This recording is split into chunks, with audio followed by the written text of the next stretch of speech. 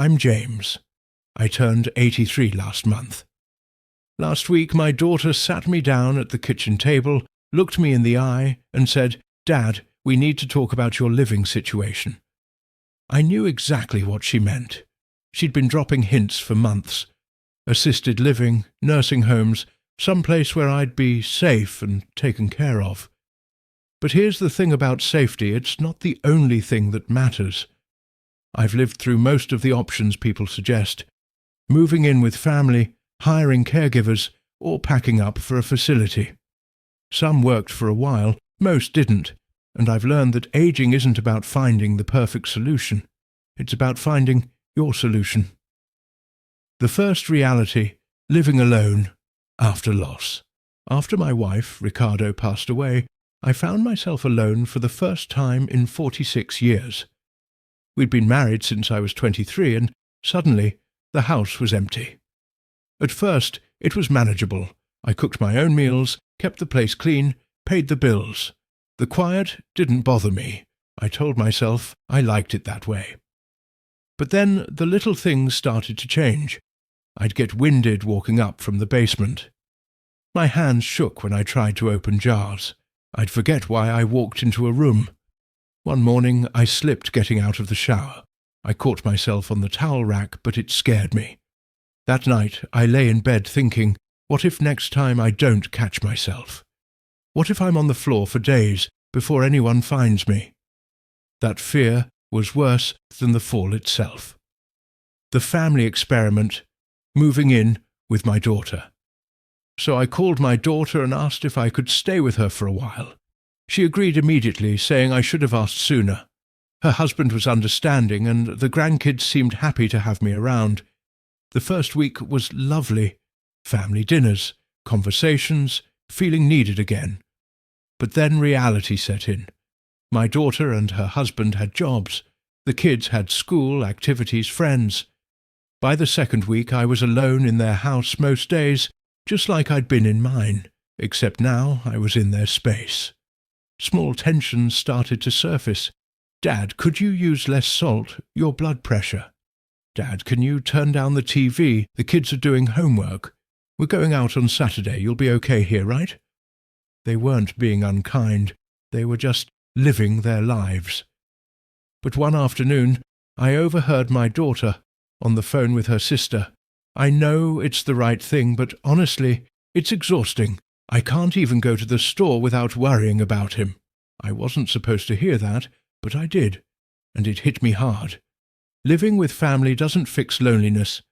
Sometimes it makes it worse. You're surrounded by people, but you still feel invisible. After 3 months, I told my daughter I was going back home. She was concerned, but I insisted. I needed my own space. I wasn't going to be a burden. The caregiver route, hiring help. Back in my house, the relief was real, but so was the weight of what I couldn't do anymore. The stairs were harder. Cooking wore me out. I dropped things.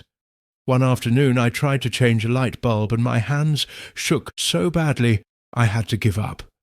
I stood there in the kitchen thinking, this is how it happens. This is how you lose your independence. So I hired help. Patricia was the first, a nice woman in her 50s, efficient and helpful. At first it felt strange having a stranger in my home, but I adjusted. But then the bills started piling up. Even part-time help cost $3,000 a month, and my Social Security only covered a third of that. Watching my savings drain was tough, and there were other issues. Patricia left dishes in the sink. I liked to wash them right after meals. She folded my towels differently than I did. Small things, but they bothered me because it was my home. And suddenly I was conforming to someone else's habits.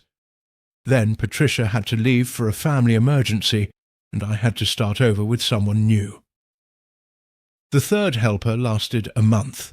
The fourth lasted 2 weeks. Each time I had to explain everything again, where things went, what I needed, how I liked things done. It was exhausting, and I was still spending money I couldn't afford. I cancelled the service. I thought I was out of options. The facility. Assisted living, my daughter found a place. An assisted living facility about 20 minutes away. $3,000 a month. Clean, good reputation, medical staff on site. She suggested I try it for a month. I agreed, mostly because I was tired of trying to figure it all out alone. The day I moved in felt strange, like checking into a hotel, except I wasn't leaving. My room was small, clean, but impersonal, nothing like home. The first few days weren't terrible. I met other residents, played cards, ate meals together.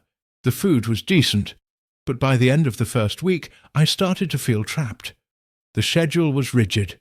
Wake up at 6:30, breakfast at 7:30, lunch at noon, dinner at 5. I've never eaten dinner at 5 p.m. in my life, but that's when it was served. I've always enjoyed reading late at night, but by 9 p.m. the hallway lights would dim.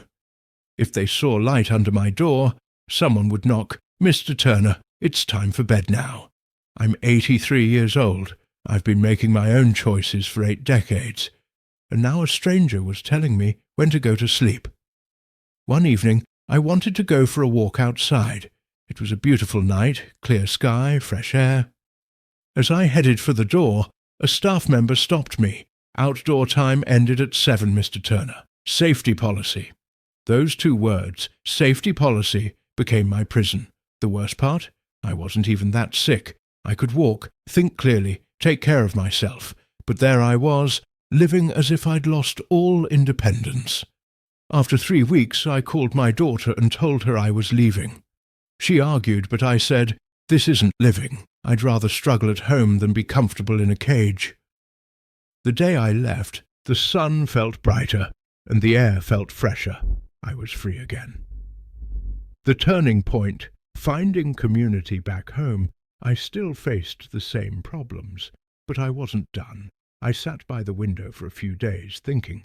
Then one afternoon, I walked to the little grocery store around the corner. I passed by my neighbour, Sarah, young, stressed, always on the phone. That day she was pacing. "I can't leave work early again, Thomas. My boss already said something last week." She hung up, looking like she might cry. I knew her situation, a single mother working full-time with a daughter around 7 or 8. Without thinking much, I approached her. "Sarah, right, if you ever need someone to pick up your daughter from school, I walk by there every day." She looked surprised. "Oh, I couldn't ask you to do that." "You're not asking, I'm offering." She hesitated, then asked, "Are you sure?" "I'm sure. What's her name?" "Emma, 2nd grade. I'll be there at 3 tomorrow." That's how it started. The next day, I picked up Emma and walked her home. She talked non-stop about her teacher, her friends, a project she was working on.